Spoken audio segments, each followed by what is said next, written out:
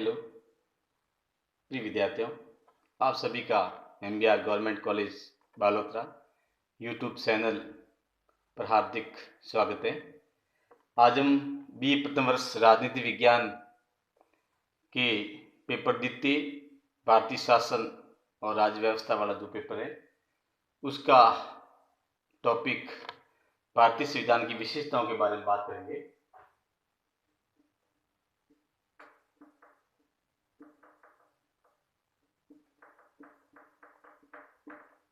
भारतीय संविधान की विशेषताएं। कल की वीडियो में हमने महात्मा गांधी की विचारों की प्रासंगिकता पर बातचीत की थी।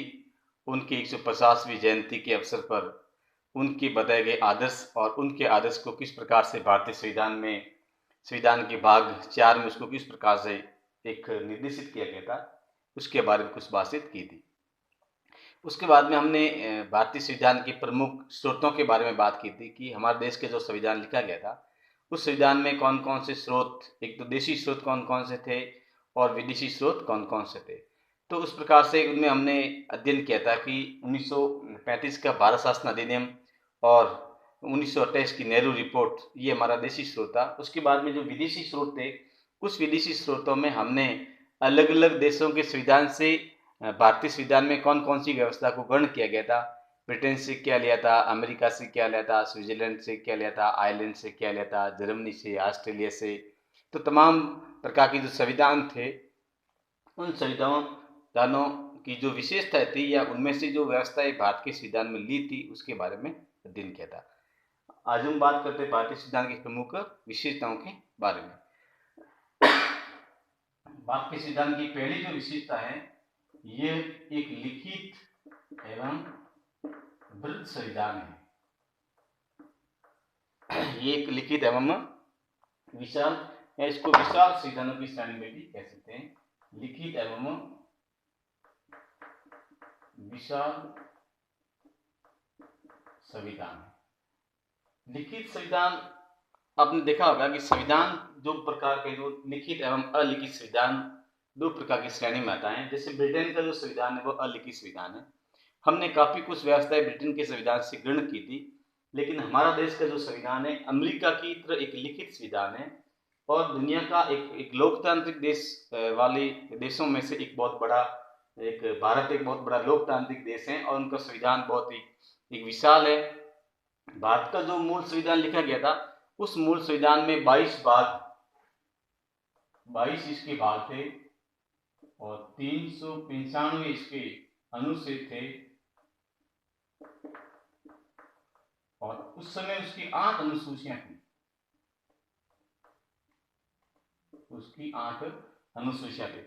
तो हम देखते हैं कि बहुत बड़ा, अगर हम लिखित संविधान में अमेरिका की तुलना अगर भारत के संविधान से करते हैं तो ऐसी स्थिति में हम ये देखते हैं कि अमेरिका का जो संविधान है बहुत ही शॉर्ट में लिखा गया था। यानी संक्षेप में अगर कोई विद्यार्थी एक आधे घंटे या 35 मिनट में आराम से एक जगह बैठ कर उसको आराम से पढ़ सकते हैं, उसमें ज्यादा विस्तृत नहीं। लेकिन भारत का जो संविधान है एक विस्तृत संविधान है और संविधानों को उस समय 22 भागों में बांटा गया था। 395 इसके अनुच्छेद हैं और 8 अनुसूचियां उस समय थी। वर्तमान में जो हमारी अनुसूचियां हैं ये बढ़कर के 12 अनुसूचियां होगी। उसके बाद में 8 अनुसूची के बारे में हमने अनुसूची 9, 10, 11 और 12, ये जो 4 अनुसूचियां थी इसको भी जोड़ा गया था। अनुसूची 9 में हमने भूमि अधिग्रहण से संबंधित जो प्रावधान किया गया था तो उसके बारे में इसमें बातचीत की थी। और अनुसूची जो 10 था उसमें दल बदल अधिनियम जो राजीव गांधी के समय में लाया गया था तब उसमें डाला गया था। उसके बाद में 11वीं जो अनुसूची थी पंचायती राज व्यवस्थाएं, जो हमारी गांवों की जो सरकार बनती है उसको 73वें संविधान संशोधन के द्वारा किस प्रकार से जोड़ा गया था। फिर ये 74वें संविधान संशोधन द्वारा नगर पालिकाओं को जो स्वायत्तता दी गई थी या नगर पालिकाओं का जो पंचायतों की तरह नगर पालिकाओं में भी किस प्रकार से लोकतांत्रिक सरकार का गठन किया जाएगा। तो इस प्रकार से वर्तमान में हमारी 12 अनुसूचियां, तो हम कह सकते हैं कि भारत का जो संविधान है ये दुनिया का बहुत ही बड़ा एवं विस्तृत विशाल संविधान है। दूसरी विशेषता बात करते हैं कि भारत के संविधान की प्रस्तावना में बात करते हैं।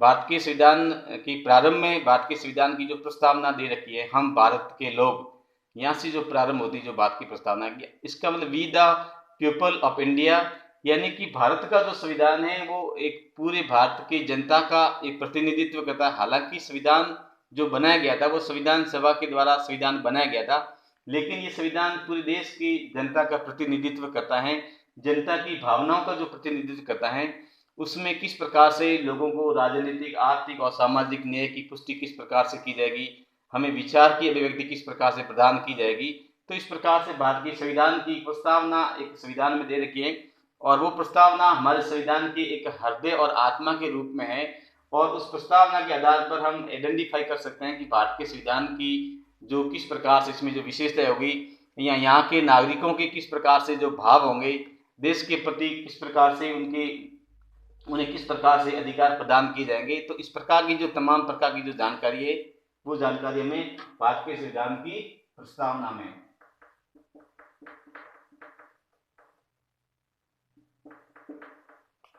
में मिलती हैं। ये हम बात करते हैं कि ये प्रस्तावना भी हमारे भारत के संविधान की एक लक्षण या विशेषता में आता है। फिर हम बात करते हैं संप्रभुत्व संपन्न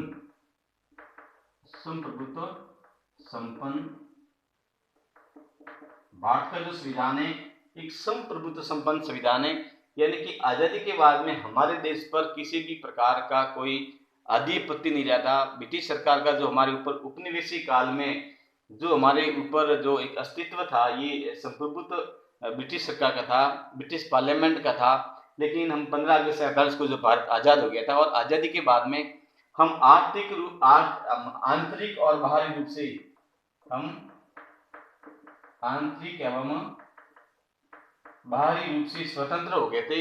यानी कि हमारे देश में किस प्रकार से पॉलिसी बनानी है, कैसे कानून का निर्माण करना है, किस प्रकार से योजनाएं बनवानी है, तो इसके ऊपर भारत स्वतंत्र है, भारत सरकार स्वतंत्र है, उसके ऊपर किसी भी देश का कोई हस्तक्षेप नहीं है। दूसरी बात करते हैं कि बाहरी कड़ी की जहाँ बात करते हैं कि बाहरी रूप से हालांकि भारत कई अंतर्राष्ट्रीय संगठनों का एक मेंबर्स भी है, उसके बाद में भी कोई भी बाहरी जो राष्ट्र हैं, हमारी देश की जो पॉलिसी है, हमारे देश की जो नीतियां हैं, हम उसमें किसी प्रकार का कोई दबाव नहीं डाल सकते हैं। यानी कि हमारी जो संप्रभुता है उस संप्रभुता पर किसी प्रकार का कोई दबाव डाल करके हमारे देश की पॉलिसी को या हमारी नीतियों को प्रभावित नहीं कर सकता है। तो हम एक संपूर्ण प्रभुत्व संपन्न है, और ये प्रभुत्वता की जो विशेषता होती है वो एक राज्य की विशेषता की श्रेणी में आते हैं। जैसे एक राज्य की जो 4 जो प्रमुख विशेषता होती हैं, जनसंख्या है, निश्चित भूभाग है, वहाँ की सरकार है और संप्रभुता है।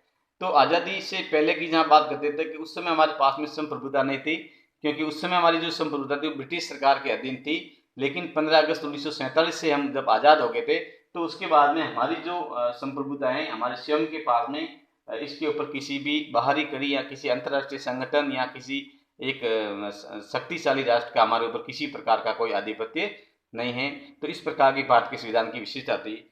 लोकतंत्रात्मक गणराज्य हमारे देश की संविधान की बहुत ही महत्वपूर्ण विशेषताओं में से एक है, क्योंकि भारत जब ब्रिटिश सरकार के आधिपत्य से जब स्वतंत्र हुआ था, तो उस समय हमारे देश का जो शासन व्यवस्था था एक लोकतांत्रिक शासन व्यवस्था के मॉडल को हमने अपनाया था। यानी कि लोकतंत्र का जो अर्थ होता है, अब्राहम लिंकन के शब्दों में कहे तो जनता द्वारा निर्मित जो शासन व्यवस्था होती है वो लोकतंत्र में सत्ता की जो अंतिम जो ताकत होती है वो जनता के हाथ में होती है।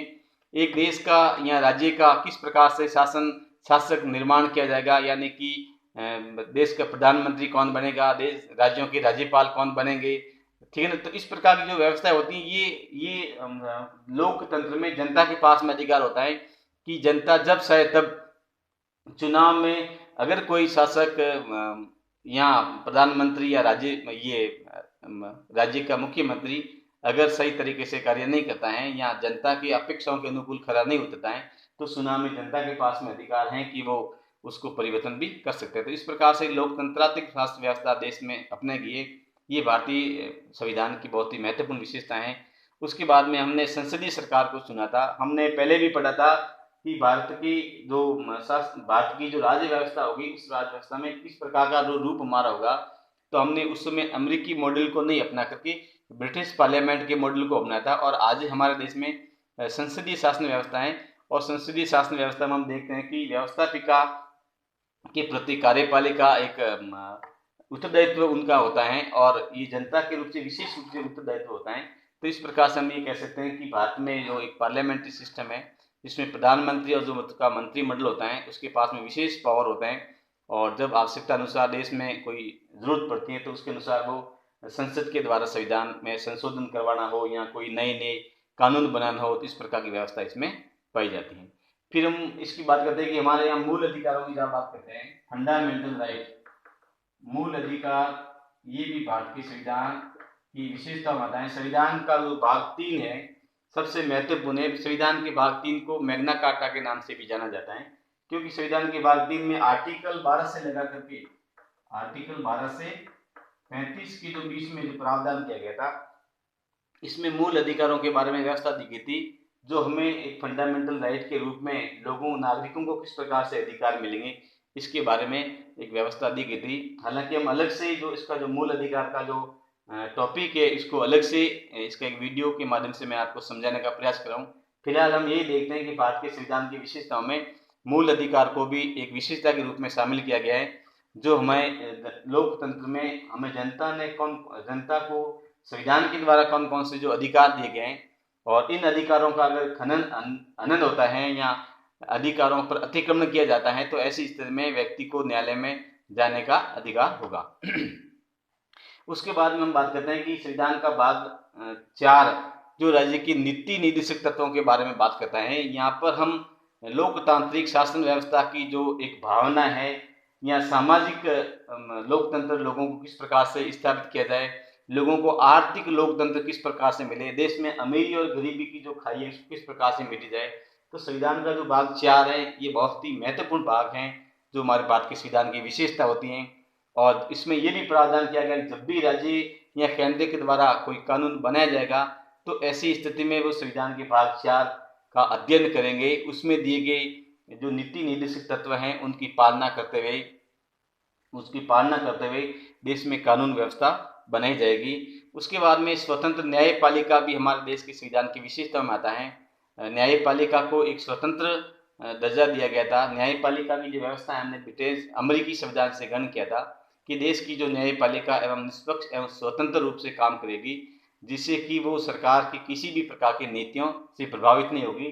तो इस प्रकार की भी संविधान की विशेषताओं के शर्तें आती हैं। उसके बाद में संसद की सर्वोच्चता एवं न्यायिक सर्वोच्चता का समन्वय, हमारे यहाँ पर 2 प्रकार से हम देखते हैं। एक तो जहाँ हम संसद की जहाँ बात करते हैं, एक न्यायपालिका की जहाँ बात करते हैं, इन दोनों के बीच में समन्वय स्थापित किया गया है। क्योंकि कुछ मामलों में हम देखते हैं कि संसद सर्वोच्च है, कुछ मामलों में देखते हैं कि न्यायपालिका सर्वोच्च है।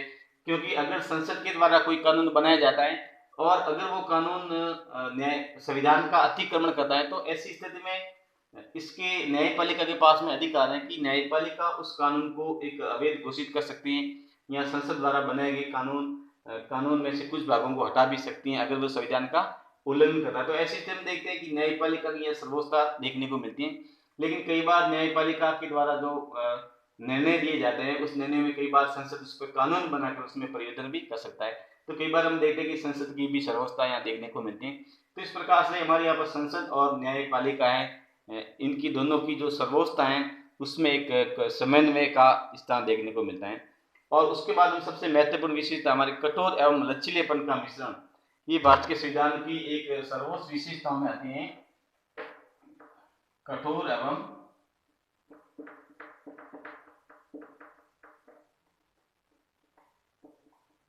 लचीलेपन का मिश्रण, ये जो विशेषता है कठोर एवं लचीलेपन का मिश्रण, हमारे जो संविधान होगा, संविधान में किस प्रकार की जो व्यवस्था होगी, तो इसमें देखता है कि ये जो लचीलापन है ये ब्रिटेन संविधान की विशेषता है। किसकी है? ब्रिटेन के संविधान, ये अमेरिका के संविधान की है। तो इस प्रकार से कहते हैं कि ब्रिटेन का जो संविधान है बहुत ज्यादा फ्लेक्सिबल संविधान है और अमेरिका का जो संविधान है वो कठोर है, रिग्ड है। तो ऐसी स्थिति में हमारे जब देश का संविधान लिखा जा रहा था तो उस समय हमारे सामने 2 मॉडल थे, एक तो ब्रिटिश मॉडल था, एक अमेरिकन मॉडल था। कि अगर हम ब्रिटिश मॉडल को अपनाते तो इसका मतलब हमारा संविधान लचीलापन होता। इसका मतलब जब भी कई प्रकार से जैसे गवर्नमेंट जैसे परिवर्तन होती, जो राजनीतिक दल सत्ता में आता, तो कई बार राजनीतिक दल है उसके पास में ज्यादा अगर बहुमत होता तो ऐसी स्थिति में हो सकता है कि वो अपने बहुमत का एक दुरुपयोग भी कर सकता था। इस प्रकार से वो जनहित को अपेक्षाओं को उपेक्षा करते हुए कई प्रकार से इस प्रकार से कानून बना सकता था। तो ऐसी स्थिति में हमने इसको ना अपना करके फिर कठोर की जहाँ बात करते हैं, तो हमारे जो संविधान विशेषज्ञ की उन्होंने ये भी देखा कि अगर इतना देश का संविधान कठोर होगा तो कहीं ऐसा ना हो जरूरत पड़ने पर हम इसमें परिवर्तन भी नहीं कर सके। तो ऐसी स्थिति में भारत का जो संविधान है वो कठोर एवं लचीला यानी कि ब्रिटिश और अमेरिकन मॉडल है, इन दोनों की व्यवस्थाओं को लेते हुए हमने कठोर एवं लचीलेपन के मिश्रण को अपनाता। ये भारतीय संविधान की महत्वपूर्ण विशेषताओं में से आता है, जिसे हम कह सकते हैं कि भारत का जो संविधान है वो कठोर एवं लचीलेपन का मिश्रण है।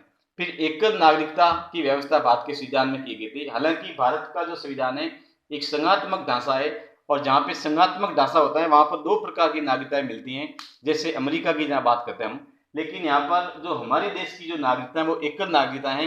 भारत की ओर से एक ही प्रकार की नागरिकता व्यक्ति को प्रदान की जाएगी, और वो है भारतीयता।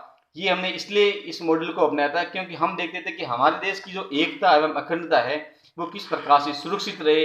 इसलिए हमारे यहाँ के लोगों के मन में इस प्रकार के भाव पैदा नहीं हो, वी द फर्स्ट इंडियंस। हम नहीं तो ऐसा अगर अलग अलग होती तो उसमें सब लोग कहते हैं कि मैं पंजाबी हूँ, मैं राजस्थानी हूँ, मैं हरियाणवी हूँ, अलग अलग कहते हैं, नहीं तो कहते हैं मैं भारतीय हूँ। तो इस प्रकार से एक यूनिटी का जो भावना हमारे अंदर जो विकसित होती है, जो देश की एकता और अखंडता के लिए आवश्यक है।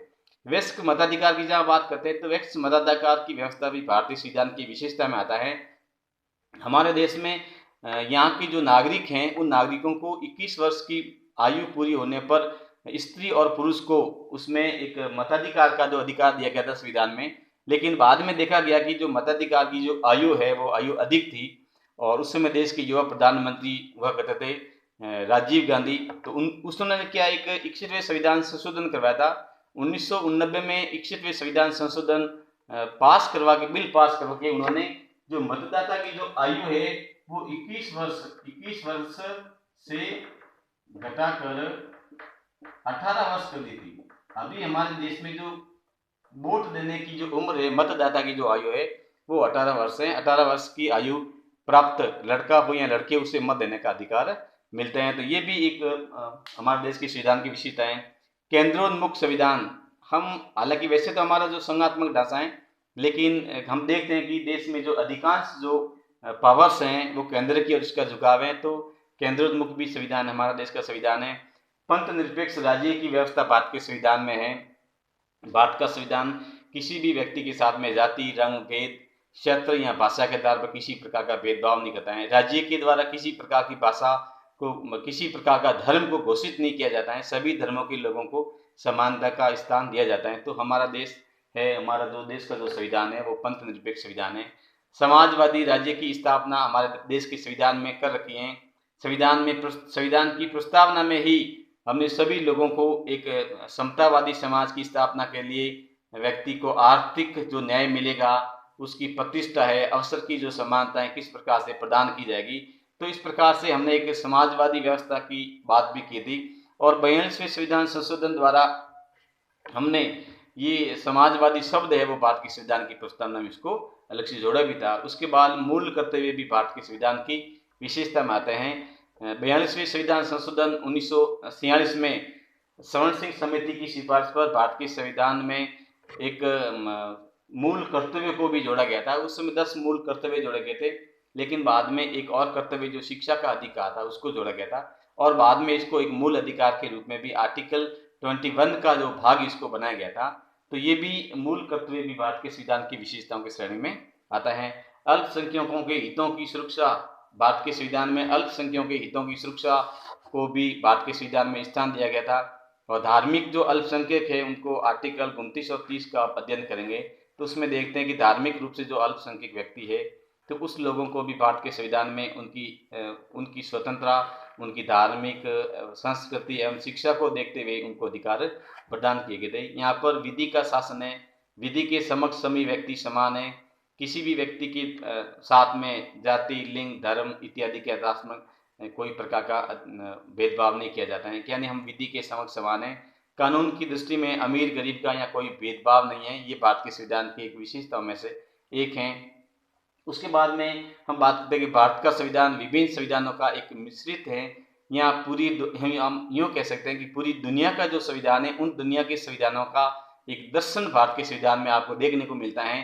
क्योंकि भारत का संविधान जब लिखा गया था तो उस समय संविधान विशेषज्ञों ने दुनिया के कई देशों के संविधानों का अध्ययन किया था। करीब 60 देशों के संविधानों का हमने अध्ययन किया था और अध्ययन करने के बाद में जो व्यवस्था भारत के संविधान के अनुकूल थी, उन व्यवस्था को भारत के संविधान में स्थान दिया गया था। इसलिए हम कह सकते हैं कि भारत का जो संविधान है, वो भारत के संविधान का निर्माण के समय विश्व के कई देशों के संविधानों का अध्ययन किया गया था और अध्ययन करने के बाद में जो व्यवस्थाएं भारत के हित में थी या भारतीयों के हित में थी, उन व्यवस्था को भारत के संविधान में स्थान दिया गया था। तो इस प्रकार से हम कह सकते हैं कि भारत का जो संविधान है, ये दुनिया का बहुत बड़ा एवं विस्तृत संविधान है और इस संविधान की जो विशेषता होती है, इस विशेषताओं में कई देशों के संविधान के दर्शन हमें देखने को मिलते हैं।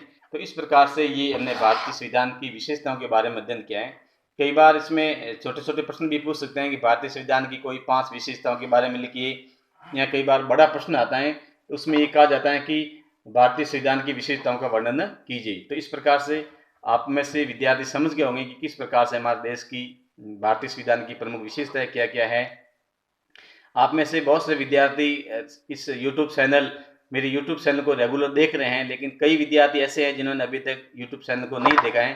तो उनसे मैं कहता हूं कि आप लोग समय समय पर यूट्यूब चैनल को देखते रहे और उसे वीडियो को लाइक भी करें और सब्सक्राइब करें, जिससे कि मेरा जो बनाया गया वीडियो प्रत्येक आप तक पहुंच सके और उसके बाद में आपकी जो ऑनलाइन अटेंडेंस भी एक दर्ज हो सके। इसलिए सभी विद्यार्थियों से अनुरोध है कि आप समय समय पर यूट्यूब चैनल को देखते रहे। धन्यवाद।